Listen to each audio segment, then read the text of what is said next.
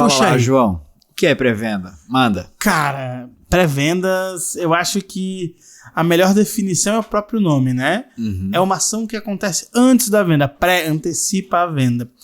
E eu acho que essa é a melhor definição, né? E aí eu trago outras definições da pré-vendas, como, por exemplo, preparar o cliente para compra, como aquecer o cliente para compra, elevar o nível de consciência do cliente para ele chegar para o consultor de vendas, para o vendedor, no momento ideal de comprar. Mas sempre quando a gente for falar do termo pré-vendas, a gente vai falar exatamente de algo que antecede a compra do cliente, que é algo que antecede a conversa de vendas. É uma conversa de pré-vendas, anteriormente a vendas. Então, acho que essa é a melhor maneira de definir isso. E aí, atrelado a isso, né, a gente pode entrar um pouquinho nos cargos, Dani, de pré-vendas, já para deixar muito claro, porque tem uma sopa de letrinha, uma sopa de letrinhas aí nesse meio corporativo, nesse mercado cada vez mais efervescente, e que a gente escuta muita gente falar SDR, BDR, LDR, o que cada uma dessas siglas significam? Eu quero explicar para você que está ouvindo a gente um pouquinho dessa diferença, porque particularmente, podem até existir mais cargos, mas no setor de pré-vendas existem 3 funções. Basicamente 3 funções. A primeira se chama SDR, que possivelmente é a que você mais escuta falar. A segunda é BDR e a terceira é LDR.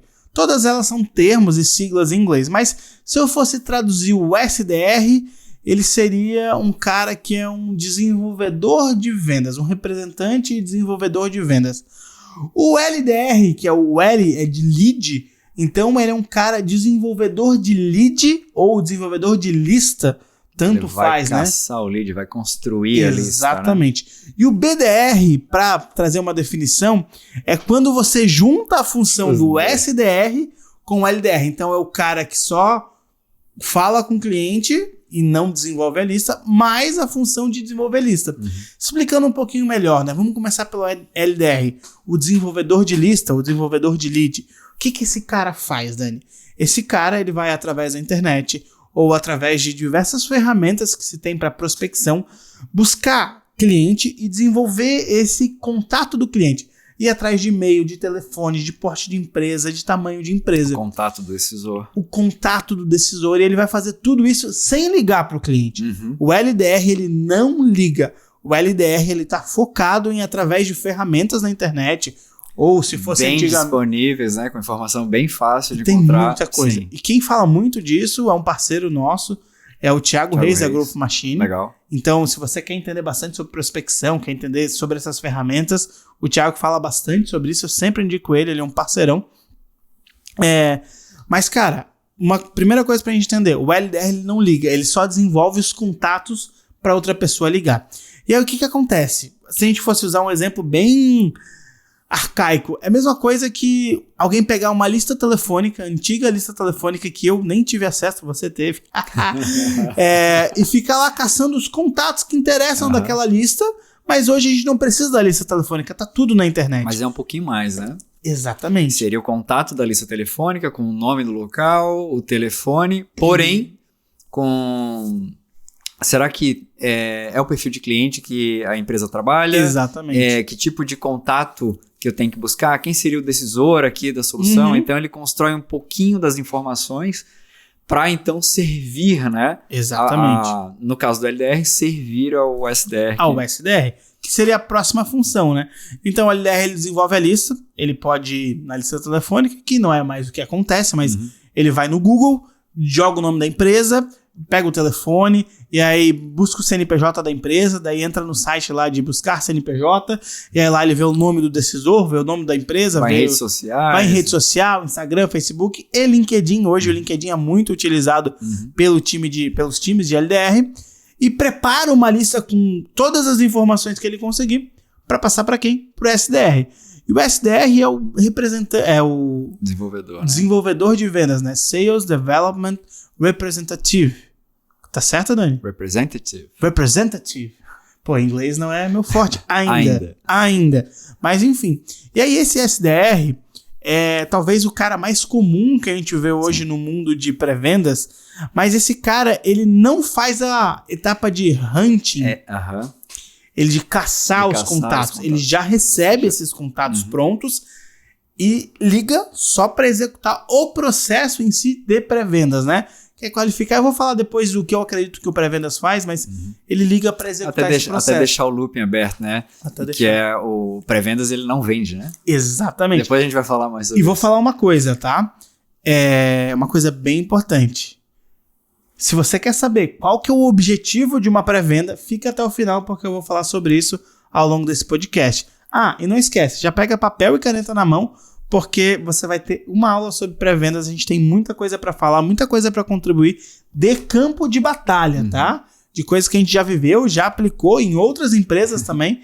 Então tá aplicando. E tá aplicando, né, Dani? E aí, beleza, esse cara que a gente tava falando é o SDR, que é o pré-vendedor de fato, o desenvolvedor de vendas. Ele recebe os contatos e liga para o cliente, faz um papel de ligar para o cliente e identificar os processos, os objetivos da pré-venda. E aí a gente tem uma terceira pessoa, que é o cara que se chama BDR, que é o Business, Desenvolvedor de Negócios, que ele é uma junção dos dois primeiros, Dani. Porque esse cara, além de buscar a lista, construir a lista, ele ativa essa lista ligando para os caras. Ele faz as duas posições. Esse cara, ele é muito usado em processos de outbound. Muitas empresas que têm outbound e não querem construir uma segunda linha de pessoas, que é o LDR, ele contrata e desenvolve só um BDR, né? Que é esse pré-vendedor caçador, que ele vai atrás também. Então, ele vai atrás e liga, entendeu? Ficou claro para você essa definição de cada um dos três? Aguarda a tua resposta aqui embaixo. Se você tiver alguma dúvida sobre cada uma dessas três funções, comenta aqui embaixo que a gente vai te explicar melhor ainda depois, respondendo nos comentários. Pode ser, Dani? Pode, bora lá. Legal, então definindo essas três funções de pré-vendedores, porque eu acho que para a gente falar sobre pré-vendas é muito importante a gente definir isso para o público, porque as pessoas confundem. Eu já recebi muita gente falando, tá, mas quem que eu contrato? BDR, SDR, LDR, o que cada um é dos três? E tem uma confusão muito grande, muito grande.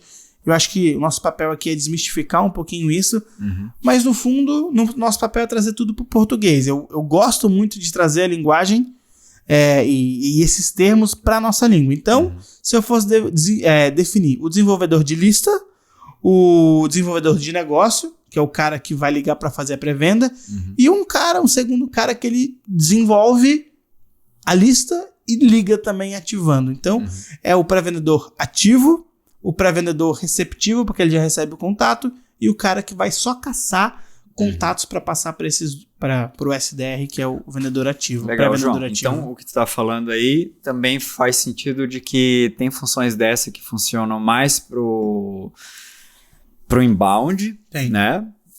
E outros mais voltados ao outbound, né? Sim. Então, o LDR que tu tá falando, que é esse cara que faz o hunting, né? De caçar de caçar as informações das possíveis empresas e contatos. E o BDR, provavelmente eles estão mais conectados a esse outbound, né?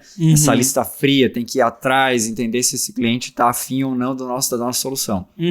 Já o SDR, ele pode também estar dentro do outbound, mas ele está firmemente presente dentro do inbound, né? Ou seja, sendo servido pelo marketing, né?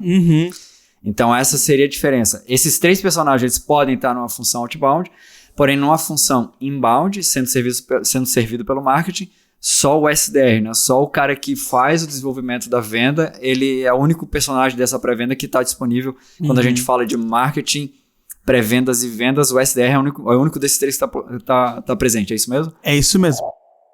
Das regras da venda, né? E uma das regras da venda, a primeira regra de venda é defina o perfil ideal do seu cliente.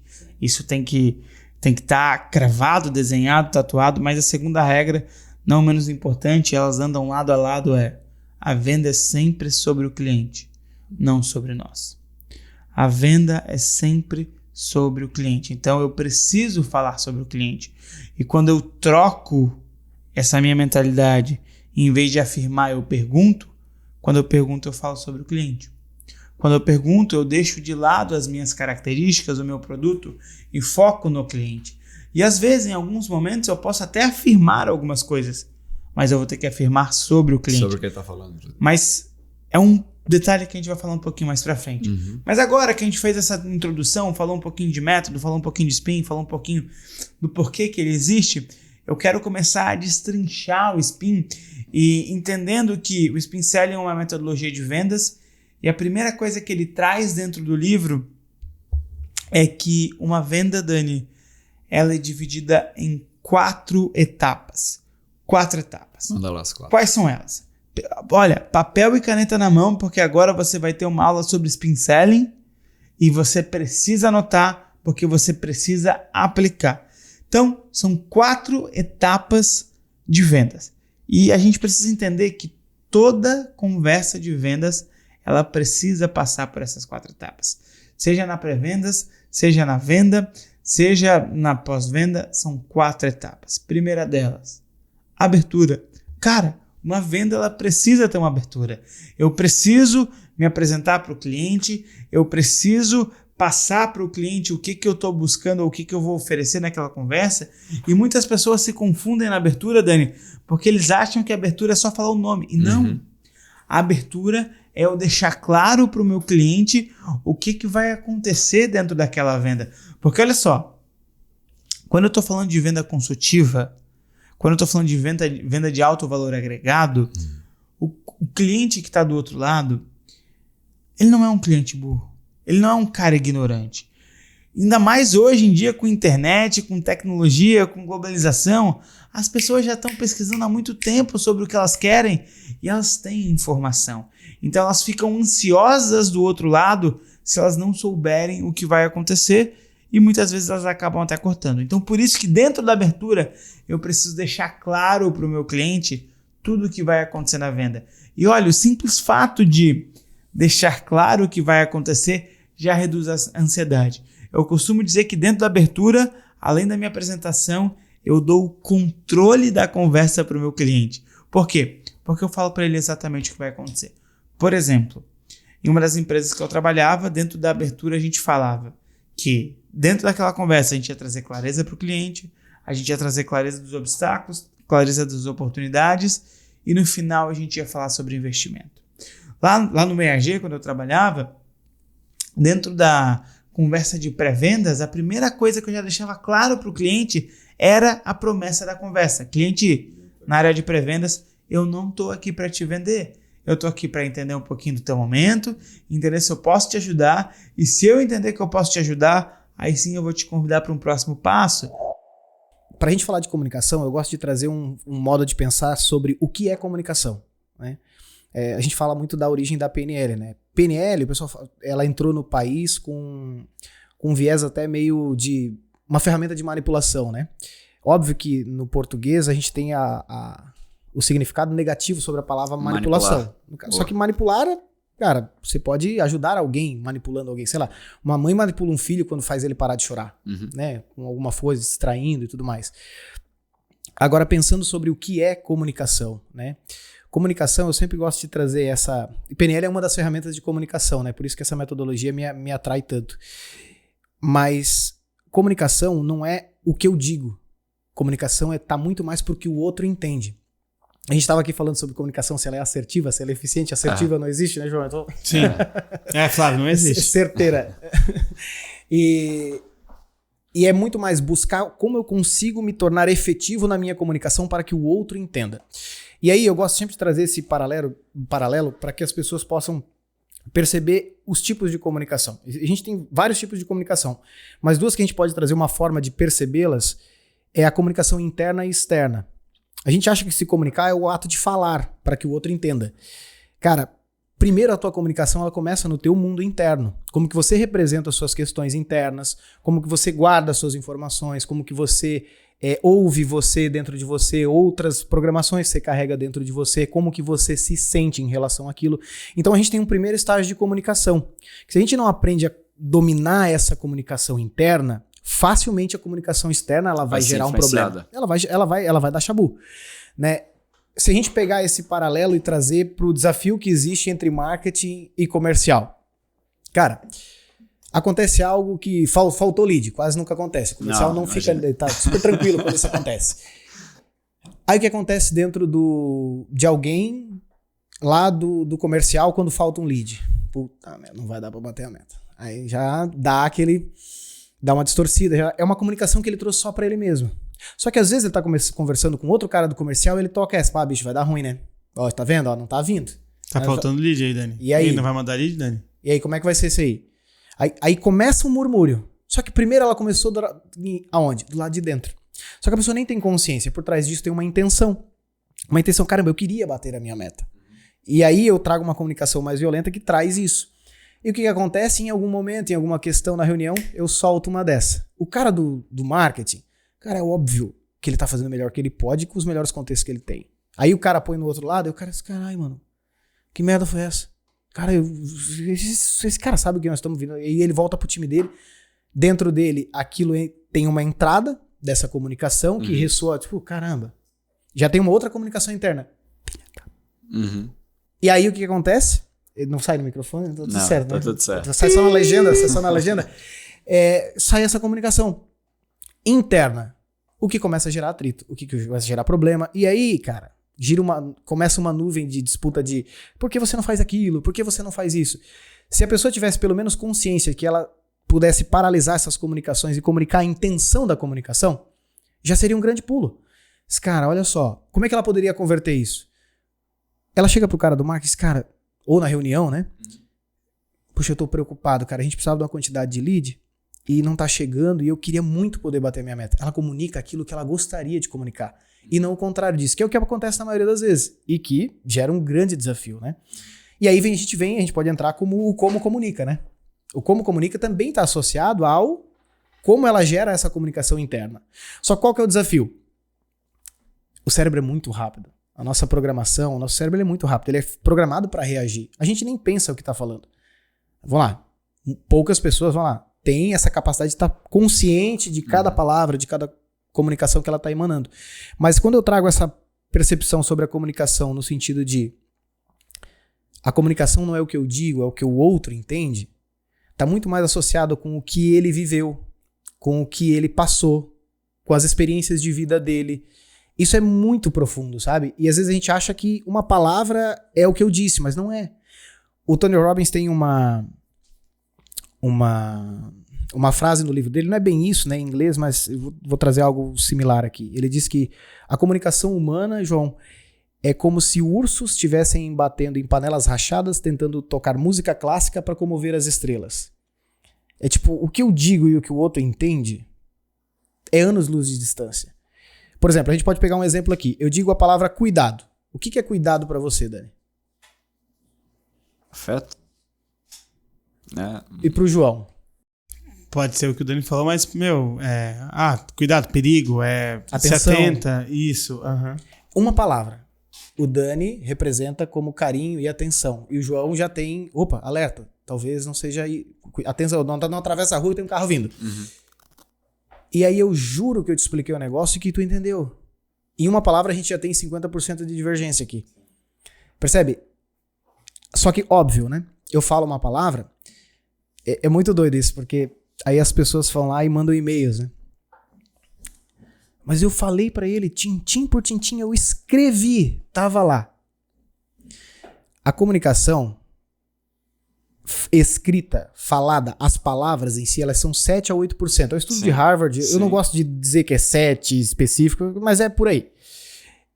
E a comunicação tonal, ela é de 37 a 38%, e o não verbal, que os nossos movimentos e tal, eles são em torno de 55%. A gente chama de 73855. Isso. E aí eu vou lá e eu escrevo um e-mail.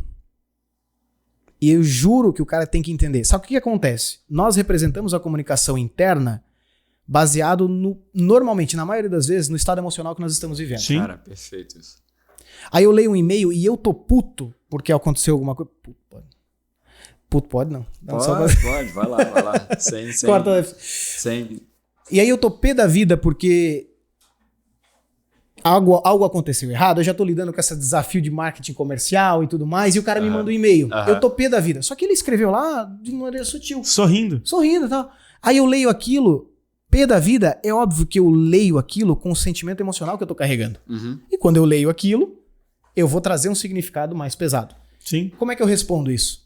de uma forma mais pesada. Eu tenho um negócio para falar sobre isso, que é assim, aí tu tá olhando do ponto de vista de quem tá, né,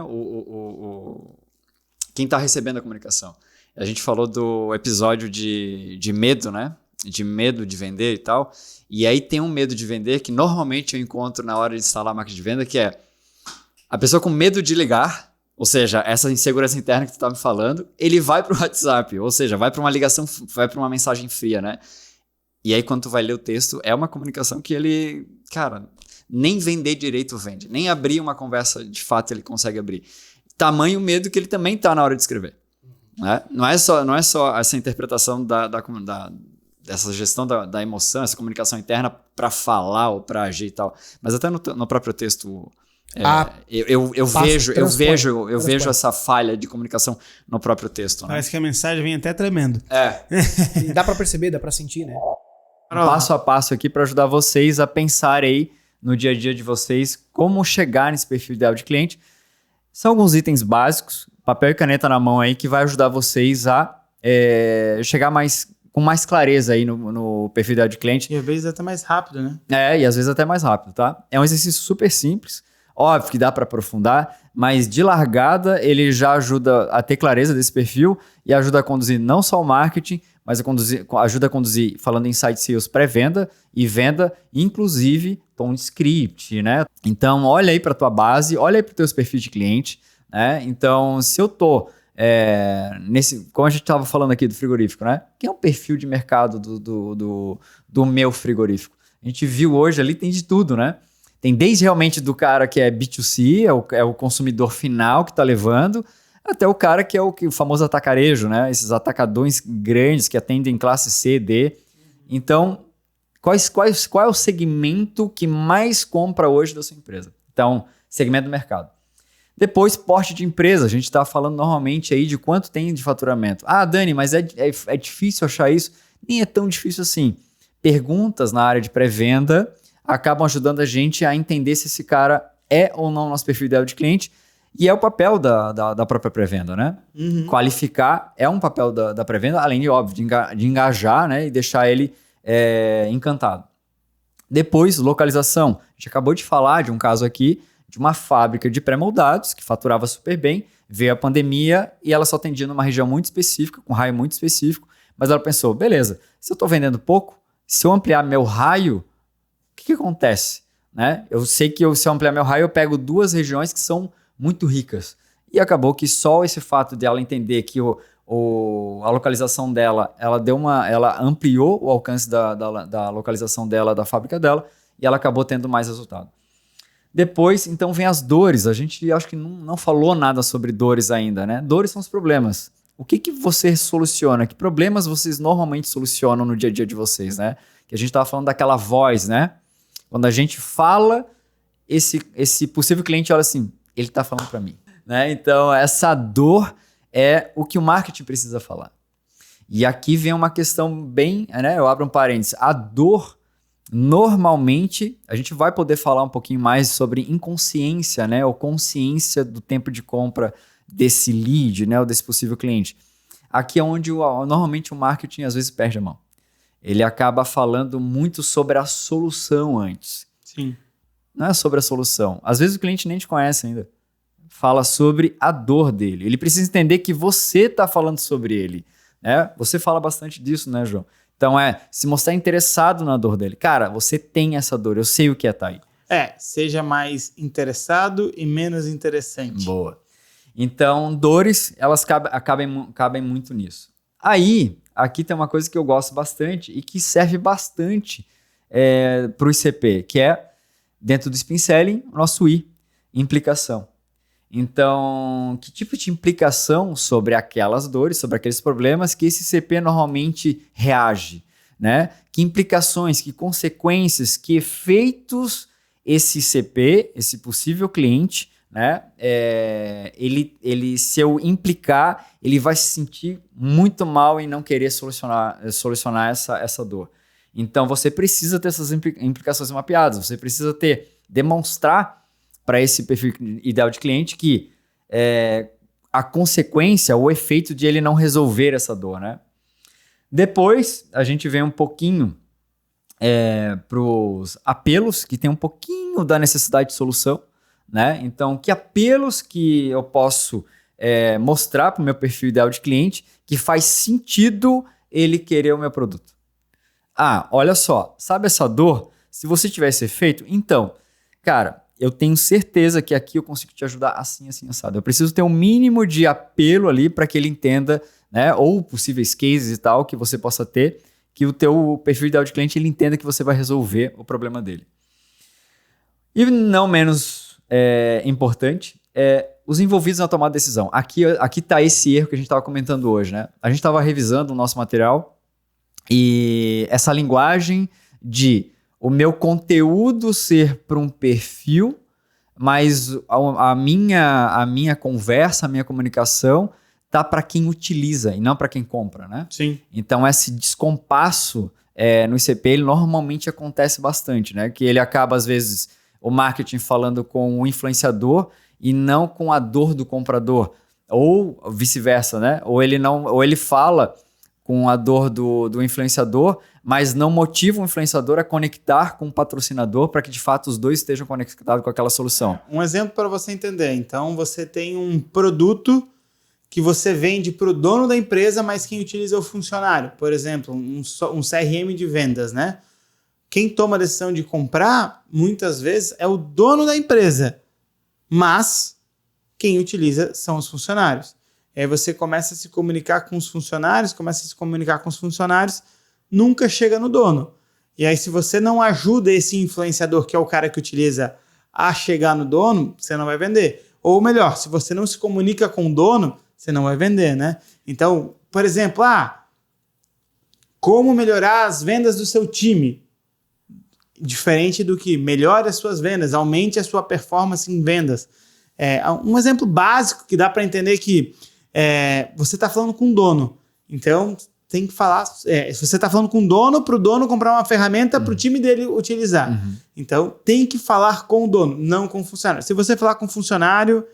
Tem que ser numa linguagem de... que ele entenda que ele... Cara, olha aqui, chefe. Tá aqui algo que a gente pode resolver aqui dentro. Tem que ser com essa linguagem de ajudar ele a levar essa informação para frente, né? E não morrer só com o influenciador. Sim. Então, o que a gente vê muito é esse descompasso. Sim. A informação fica no nível só do treinável, ensinável para quem utiliza, mas não com uma informação de venda para ele ajudar. Tipo, cara, a gente precisa disso aqui porque vai me ajudar, vai ajudar a empresa e vai ajudar todo mundo. Né? Então, essa comunicação, o ICP também fica bem claro com relação Nesse mesmo exemplo, até para a gente trazer um pouco mais de clareza, né? Então... um CRM vai lá e faz uma comunicação, otimize a sua rotina de trabalho com esse CRM para você conseguir vender mais. Uhum. Isso é uma comunicação para quem utiliza o CRM, né? Uhum. Agora, com essa ferramenta você vai otimizar o trabalho do teu time para no final do dia ele vender mais. Então, eu falo a mesma coisa, só que eu direciono a minha comunicação para o meu perfil ideal de cliente, que é o dono e não o funcionário. Uhum. E muitas vezes as empresas erram nisso. Uhum. Elas falam do produto, falam da transformação, mas na hora de fazer essa comunicação, elas acabam comunicando com a pessoa errada, que não é o decisor. Né? Uhum. E aqui para o finalzinho, então, o mais importante, que para mim é o ticket, né? Então, a gente inclusive hoje estava falando sobre um possível cliente e a gente perguntou, tá, mas a solução é interessante, mas o teu perfil de cliente... não parece ter demanda para tickets maiores. Ele falou assim, realmente não, e o meu ticket fica nessa casa de R$1.000. Uhum. E a gente entende isso. Então não adianta você também inventar uma solução ou otimizar um processo, um serviço, que seja, às vezes, de um ticket extremamente elevado, mas o teu perfil de cliente não comporta esse valor. Sim, eu sofri com isso na NIT, né? Então, eu cheguei lá, a gente foi fazer um lançamento, eu tinha ideia de fazer um upsell. Thiago, eu queria vender um ticket alto, não sei o que. Ele disse assim, cara, eu sei, mas ticket alto, acima de X, o nosso cliente ele não compra, porque o nosso cliente ele não tem dinheiro. Uhum. O cliente que compra esse produto que a gente vai fazer, se a gente for fazer um upsell muito mais alto, de um valor muito alto, ele não vai comprar, então não adianta. Então não adianta a gente botar um produto de 5, 6 mil, que esse cara não tem dinheiro, porque esse cara ele ganha até 2, 3 salários mínimos, então ele não vai pagar 5, 6 mil reais, né? E agora... a gente só pode vender esses R$6.000 se for a empresa que comprar. Enfim, ele tinha clareza de quem era o cliente e a gente acabou não fazendo esse produto de ticket alto. Legal. E as últimas 2 características é o tempo de negociação. Isso é bem importante. Então, é o tempo que essa pessoa, esse possível cliente, está querendo essa solução. Então, não adianta você entender que no nível do ciclo do perfil ideal de cliente, a tua solução, se esse cliente ficar na tua pipeline, né, na tua lista de possível cliente, se ele ficar acima de 10 dias, ele não faz sentido para você, né? Só está tomando tempo ali. Então, entendo o tempo de negociação, que é o tempo de negociação de fechamento que você já tem do seu cliente. Então não é que 10 dias é padrão para todo mundo. Exatamente. Tem empresas que o tempo de venda é 90, 180 dias. Ou até meses, né? Pô, se você trabalha com grandes contas, né? Ele tinha um despachante que trabalhava só com grandes bancos. Pô, o tempo de negociação desse cliente, cara, às vezes era 12 meses, 15 meses, mas quando fechava um contrato, era um contrato de milhões. Então, entenda o do seu cliente. Isso. Então, é importante entender o tempo de fechamento que esse cliente estaria para fechar um negócio com você. E, por último, a característica de negociação. Vamos lá. De onde vem e até onde vai a característica de negociação, que é, por onde começa? Ele começa através da internet, por um lead, depois passa pela pré-venda, depois vai para o fechador, né, que a gente chama de closer, e aí vai para um fechamento de fato da proposta. Qual é o caminho de fato que acontece aí, a característica da negociação? Como tu falou, né? Às vezes num processo desse de 15 meses, 12 meses, tem várias etapas dentro desse processo para que a venda aconteça.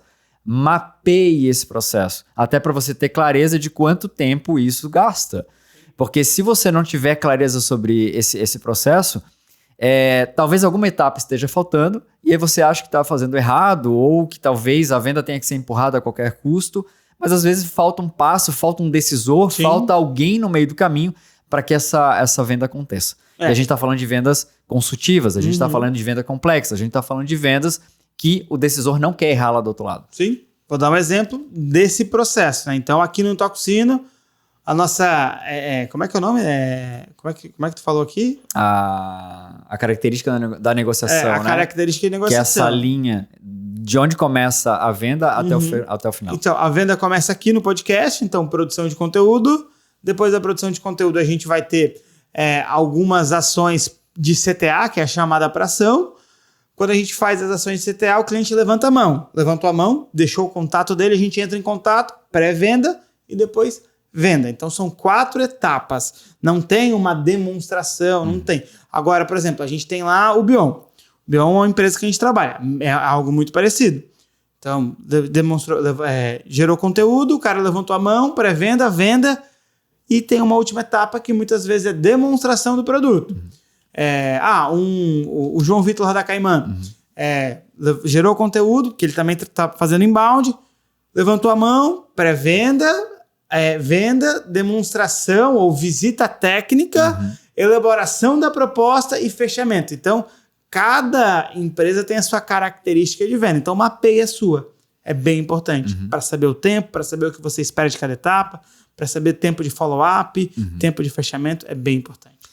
É isso, João. Assim, isso, são essas etapas aqui e isso é importante para o ICP e por isso que o ICP ele bebe da fonte dos clientes que as pessoas têm, né? Que as empresas têm. Exatamente. Não dá para construir isso que a gente está falando simplesmente no achismo, né? Dá para tirar alguma coisa, mas tem outras ferramentas melhores do que essa. Sim. Essa aqui é, de fato, o perfil ideal de cliente. Olhe para sua base, olhe para os seus potenciais clientes, olhe para os seus melhores clientes e segue a ferramenta. Então, quando essas pessoas têm medo de vender, é porque quando elas pegam o telefone para ligar para um cliente, elas não sabem o que vão falar. E quando eu tenho um script para trabalhar, isso fica mais claro, isso fica mais redondo, ou melhor, elas já sabem o que elas vão falar. Então, quando um script é bem montado, bem construído, pensando exatamente como que o cliente vai te responder e pensando baseado no spin selling, que tem já um episódio que a gente fala sobre spin selling também, mas um script montado no spin selling, ele facilita para a pessoa pegar o telefone, abrir uma câmera e conduzir uma conversa. Porque, olha só, tem uma das coisas que é muito legal de falar, porque eu acredito no script, tem um exemplo que é muito legal, que se você pega 2 atores famosos, os caras muito feras, e dá para eles roteiro para eles seguirem o tema do roteiro, um tema do filme, e eu quero que vocês façam uma comédia romântica e o tema vai ser, sei lá, amizade colorida. Eles vão construir um filme, eles podem ter os maiores Oscars que eles já ganharam na vida, pode ser os caras mais feras, Brad Pitt, Angelina Jolie. Eles vão fazer um filme do nada, sem ter o restante das informações? Não vão, pode ser os melhores atores do mundo que eles não vão desenvolver um filme. E por que o roteiro é tão importante?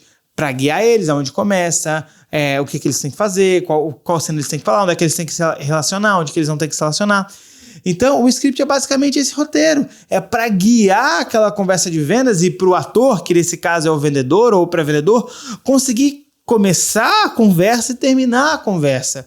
Então, o script ele tem como missão tirar o cara do ponto A e levar ele para o ponto B. Tirar o cara do ponto inicial da conversa e levar ele até o fechamento, até a obtenção de compromisso, que é onde a gente fala do método do SPIN. Então, quando eu tenho esse script, ele vai guiar a minha conversa. Ele vai permitir que alguém conduza essa conversa sem ser o maior expert do mercado. Por quê? Porque a habilidade vai para dentro do script. A habilidade ela não está necessariamente no vendedor. Sim. Mas, claro, o que acontece, Dani?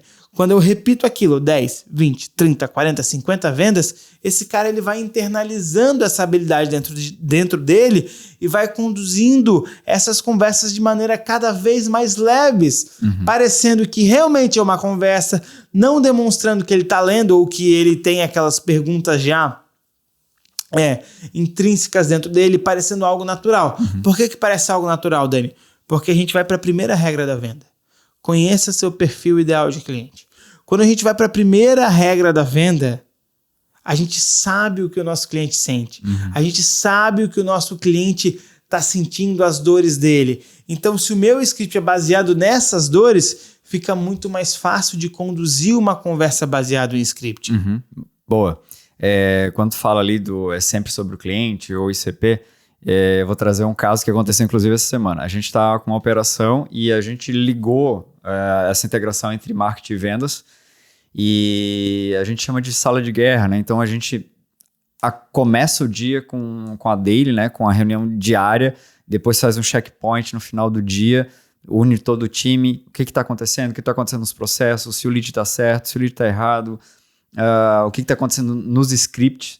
E foi muito legal um feedback de 2 closers, um que está mais dentro do processo, que está mais conectado, e outro que está mais resistente, era um closer antigo, e a fala é muito diferente, assim. Um closer, ele está tão internalizado com o script, que a fala dele cara, às vezes é um lead desafiador, mas eu escuto, eu estou entendendo a dor dele, não é sobre mim, é sobre ele, eu sigo o que está no script, sobre as dores do script e vou conduzindo ele super bem. Já o outro closer, ele estava nesse processo de rampagem, né, do script, tal, de organizar o script, e ele sempre vinha para o feedback muito reclamão, né, que era, que cliente arrogante, que cliente, né, que não... Mas não é sobre o que ele está falando. Cara, segue o script, porque isso é uma percepção tua. Tu tem que entender qual é a dor do cliente e o cliente é daquele jeito. E encaixa o script que o script vai funcionar. Sim. Então, é sempre sobre o cliente. Não é tomar as dores sobre o que um closer acha, que se ele é o cliente ideal ou não. Cara, segue o script. Se o funil entregou esse lead até ali, cara, só segue o script. Então, é sempre sobre o cliente. O script está desenhado sobre o cliente, não é sobre uma percepção de um vendedor e de um pré-vendedor. Sim. Só segue o script. Sim. Cara, todo script ele precisa seguir 4 regras. A primeira regra é o que o Dani está falando aqui. Sempre sobre o cliente. O script ele precisa falar sobre o cliente, sobre as dores, sobre os desejos do cliente. A segunda regra, um script ele precisa tocar na razão e na emoção. Não adianta um script só para falar sobre emoção, que vai faltar razão para vender. E não adianta um script para falar só sobre razão, que vai faltar emoção para vender. A terceira regra do script, que eu bato muito nessa tecla, que é o script ele precisa conduzir o teu cliente para o teu cliente falar a seguinte frase: eu não sei como fazer. Porque a partir do momento que o teu cliente ele não sabe como fazer, teoricamente, aquela dor ou como resolver aquela dor, você, que é o expert dessa solução, sabe. Então você vai olhar para o teu cliente e vai falar: pô, se você não sabe, cara, eu sei e eu posso te ajudar. E a quarta regrinha, que é bem importante, claro, cabe adaptação para cada estilo de negócio, é fazer o teu cliente falar através do script que ele tá perdendo dinheiro. Então o teu cliente tem que olhar para você e falar assim, putz, eu tô perdendo dinheiro, ou isso faz com que eu perca dinheiro no final do mês. Boa. A ideia é que se siga palavra por palavra, só que não é decorado. Exatamente. É lendo.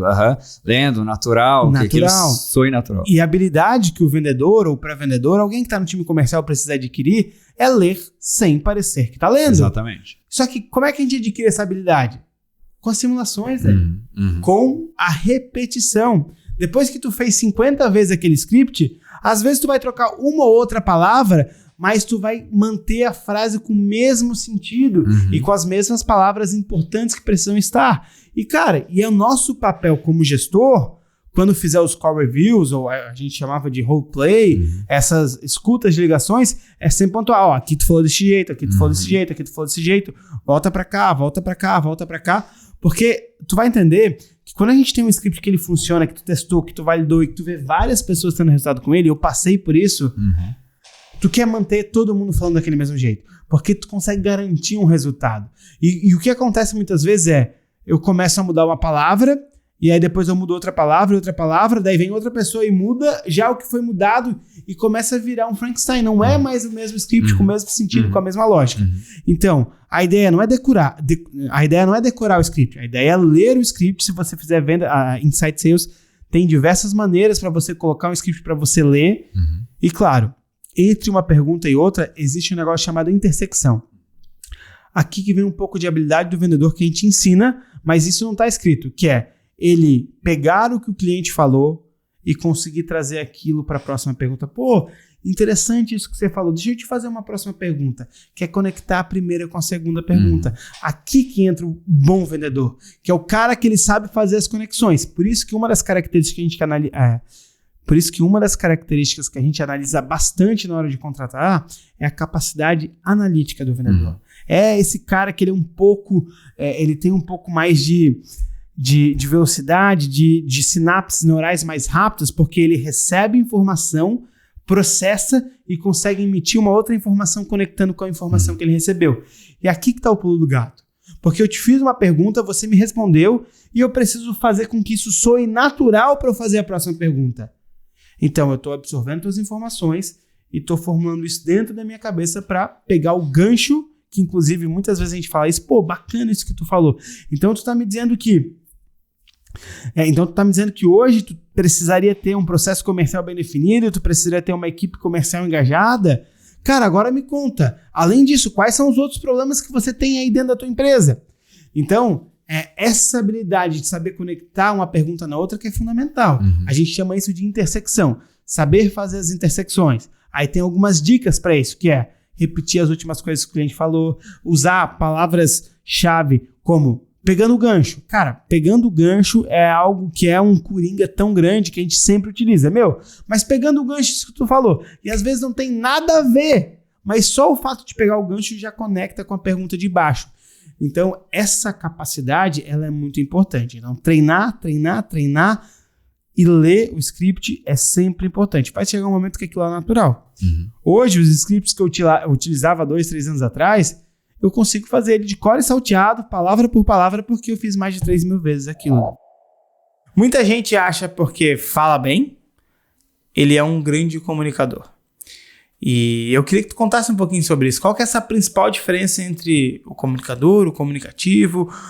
As pessoas que falam muito na infância já são taxadas, esse cara aí fala bem, vai ser vendedor, etc. Conta pra gente um pouquinho sobre isso. Faz um ano mais ou menos eu tava saindo da natação e eu nadava à noite e tinha uma turma de criança que nadava no mesmo horário. Então, quando a gente saía, a gente meio que se encontrava. Criança pequena de 5, 3 aninhos, assim, pequenininho. E eu tava tomando banho depois da natação e passou uma criança, parou na frente, olhou pra mim e falou, Oi tio. E continuou. E era uma criança daquelas que, bem pequenininha, devia ter uns 3 aninhos. E depois, ela foi lá, conversou com o pai dela e tal, e eu fiquei escutando enquanto ela tomando. Quando ela foi embora, ela passou onde eu tava ali me arrumando, olhou pra mim, tchau tio, e foi embora. E eu fiquei pensando, da forma como ela estava solta falando, e o pai conversando com ela e tal. Só que ela não era de falar com o pai, ela só falou comigo. Tipo, ela quis interagir. E isso tem e aí eu fiquei pensando como os pais rotulam, às vezes, as crianças, achando que elas vão ir para um lado ou para o outro, baseado na espontaneidade e na facilidade de se comunicar. Então, é isso que você estava falando, João. O meu filho ele é muito comunicativo, então ele vai se dar bem na área de vendas. O meu filho não é muito comunicativo, de repente ele vai para a área de TI e tal. Por que eu estou contando isso? Porque essa rotulação não existe. E uma coisa que muitas pessoas não sabem é que a timidez, ela é uma habilidade. Eu aprendo a ser tímido e eu posso, no entanto, desaprender a ser tímido. E as pessoas acreditam e pensam, existe esse conhecimento comum, de que se uma criança é tímida, acabou. Ela nasceu tímida. Então tem um estudo de perfil psicológico que ensina a gente entender para que lado que a gente é. Existem 2 lados só nesse espectro, que é ou ser extrovertido ou introvertido. E as pessoas confundem introversão com timidez. A gente falou sobre isso no outro dia, eu e o João. Ser introvertido quer dizer que eu me inspiro e busco energia no lado de dentro de mim mesmo. Então eu sou introvertido, eu busco energia aqui. E todo mundo precisa de energia. Sim. Então eu estou ok buscando energia sozinho. Não preciso de ninguém. Tô de boa. Eu preciso de energia? Beleza, vou lá e busco dentro de si. E o extrovertido é o contrário. Ele busca energia no exterior. E quando a gente fala no exterior, outras pessoas. Às vezes não necessariamente. Às vezes é no ambiente mesmo. Às vezes é na rua. Às vezes é com ar. Às vezes é com a água. Às vezes é com um bichinho de estimação. Mas é fora. Não consigo. Então essa necessidade de buscar energia constantemente faz o extrovertido, portanto, se comunicar mais. E o introvertido, ele pode se comunicar bastante também. Ele pode não ser tímido. O introvertido pode não ser tímido. Só que ele não precisa falar. E aí, por consequência, ele é mais quieto. De uma forma geral. Perceptivamente, mais quieto. Então as pessoas veem um introvertido achando que ele é tímido. Mas ele só não precisa falar. Ele não tem essa necessidade. Então, quando a gente se conhece, passa a entender qual que a gente é, ou é introvertido ou extrovertido, e uma classificação mundial, em torno de 60% a 70% das pessoas são extrovertidas. Mas não necessariamente são umas pessoas que se dão bem comunicando. E aí é aqui onde eu venho trazer a informação que o João comentou. As pessoas que são extrovertidas, elas podem, muitas vezes, podem não ser necessariamente bons comunicadores. Existe uma diferença muito grande, isso eu falo muito em curso o tempo todo. A diferença entre ser comunicativo versus comunicador. Uma criança, igual que eu estava falando, daquela criança que chegou e falou assim, oi, tudo bem? Oi, tudo bem? Nossa, esse menininho vai crescer e vai virar um palestrante. Por quê? Claro, ele se sente à vontade. Natural. É natural. Ele tem uma necessidade de buscar energia no exterior, portanto, ele é extrovertido. Por ser extrovertido, ele não tem problema de falar. Mas isso não quer dizer que ele fala o que precisa ser falado. Então, uma pessoa que é comunicativa, ela só se sente à vontade para falar. Mas às vezes pode ser que fale demais. Então, um cara comunicativo é perigoso, porque eu preciso desconstruir o discurso, que já está pronto porque vem na emoção. Então, um cara comunicativo, ele já chega, não precisa de me ensinar a falar. Eu sei, eu me viro. Calma. Você está falando que precisa, o que é certo falar? Não, mas eu não tenho problema de falar. Minha comunicação é tranquila. Tua comunicação não é tranquila, tua comunicação é eufórica. Tem que limpar ali, né? Eu preciso fazer uma limpeza. E essa é a parte que as pessoas não sabem. Elas acham que sempre tem que ir para frente. A pessoa precisa falar mais. Não, ela precisa saber o que tem que falar. Então, um introvertido, muitas vezes, pode ser um baita de um palestrante. O introvertido, na verdade, ele se abastece no silêncio, resumidamente.